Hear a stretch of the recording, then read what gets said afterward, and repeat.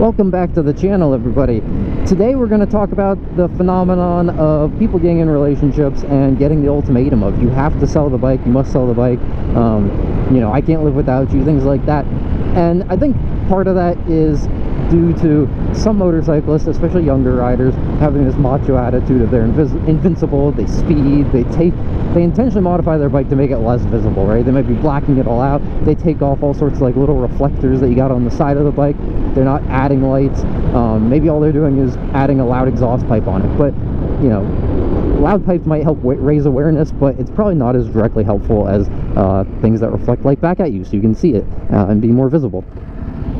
And I think this really comes down to a responsibility we all have, sort of to each other, where we don't want to be doing things that make motorcycling come across as less safe, because we don't want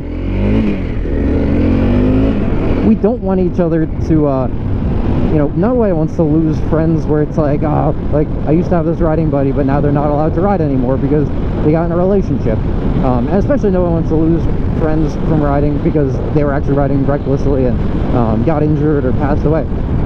And I think that this phenomenon of being able to see bikes is really, really underrated. I think if you look at like SCA auctions or any of these auction sites and study what kind of bikes are up there, it tends to be bikes that have modifications that reduce the rider and other drivers' visibility of the bike, right? So it's going to be, you know, mirrors are deleted, and some of these mirrors might have come off in the accident. It's hard to judge for sure, but you know, you got things missing like the reflectors that come stock, like on the forks of the bike. These kind of things that people, you know, think of as being goofy, but are really there to help keep you safe and make you more visible to other riders or other drivers. We have a hurricane off the coast currently, so it is super windy here, and I apologize for any wind noise, but you can see we're still out riding even in the wind. It actually feels really, really good to be riding right now. Very nice temperature. Something you'll notice, and I notice this a lot when I'm at bike nights and things like that, is a lot of the more experienced riders and the older riders have bikes that have a lot of lights on them. You'll notice this with Harley riders, adventure riders, not so much with sport bikes. I really don't see sport bikes adding a lot of lights to them. Occasionally you'll have like the body glow, and hey, I'm for anything that makes you more visible at night, although personally I don't do the body glow lights. But I think it's really, really good concept for people to understand this whole thing about parallax. Like, look, that guy, pretty difficult to see. He kind of blended into the grill of that F-150. He had that blue shirt, which helped, and the headlight. But what I'm talking about is, as cars are really far away, they basically look like a single dot of a headlight, right? You'll notice a lot of these cars coming towards me, a lot of them look like a single headlight dot, but as they get closer to me, that gap between the headlight widens, and you can tell they're closer to you. And I think that's something a lot of motorcyclists are missing. You think about this Honda CRF 250L, it's got just one headlight in front of it. So what do? I keep the turn signals as daytime running lights to help give me some division, different lights, right? They're a more orangish yellow light versus the headlight.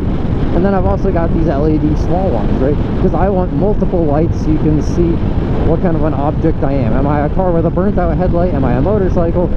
Things like that. And I think it's really like something motorcycles aren't paying attention to nearly enough. And I ride at night probably about 50% of the time. And it's something that massively helps, because not only does it help me see things like other riders stranded on the side of the road, deer, possums, foxes, all these things running out at me. Also imperfections with the pavement, so dropped obstacles, debris on the road. But it's also helping people judge my speed and understand how fast I'm coming up on them, and it helps them understand how fast I'm approaching them and what I am, right? So I just wanted to leave this little tip here because it was something I was thinking about a lot, where, you know, not everyone can agree on the loud pipe save lives thing. You look at these adventure riders who are running, you know, stock exhaust on these BMWs. They're really quiet bikes, and what helps them ride so long? Well, you know, some of them tend to wear more high visibility. A lot of Harley riders tend not to wear high visibility. So it's like, where's the overlap between these different demographics of people who have been able to ride for a really long time. And it's not even safety gear, honestly. It really comes down, I think, to lights and the understanding that you need more visibility. And some of that might be unintentional, right? Because as you get older, you typically have trouble seeing at night. So for some people, it could be purely that they're trying to give themselves more benefit by seeing more like improved night visibility by having lights, but it's also helping the other people see them. So I know it doesn't really look cool, especially when I see like Harley riders, sometimes I see Goldwing riders during the day riding where they've got all their lights on, and some of them will be flashing almost like a siren. They almost look like an emergency vehicle. And I think some of that's definitely overkill. I don't like the flashing lights personally, but I do think that solid running lights, different colors, really help. And it just kills me to see, like when I go to bike nights and I see so many young riders where they've disabled the daytime running feature of their turn signals. They might have moved the turn signals so they're less visible, and they'll take off the little reflector like pucks that come on your forks and stuff like that to give you like side visibility, and it just kills me to see that. So anyway, I hope this video's encouraged you all. I did a demo where I actually showed how to mount these lights on this bike. I'm probably going to do it to the FZ soon, and maybe some other bikes. You know, but you think about the people over like in Europe, and they always have reflectors on the back of their bike, on the luggage they've got, things like that. They're just really mindful of the way they can use light and visibility to help keep themselves safe. Ultimately, my goal is to live a long, long life and enjoy lots of motorcycles.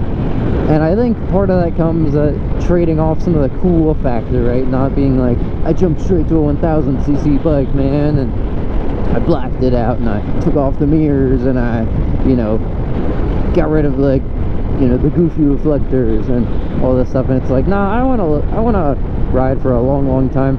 I mean, just in the few years that I've been riding, bikes have come such a long way. Now you can get quick shifters on almost everything. I mean, I'm really excited to see what bikes will be like in 40 years or something. It'll just be like so impressive and so crazy how good they've gotten, I'm sure. So anyway, hope you all enjoyed this video.